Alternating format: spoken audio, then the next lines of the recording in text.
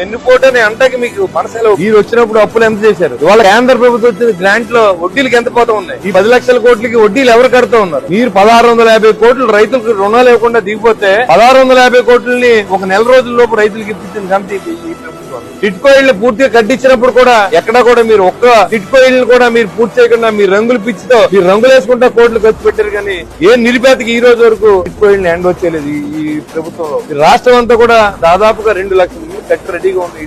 మీరు ఫినిషింగ్ చేసి అప్పచెప్పకుండా వాళ్ళకి ఎవరిసే బిల్లులు ఇవ్వకుండా నాన్న ఇబ్బందులు పెట్టింది.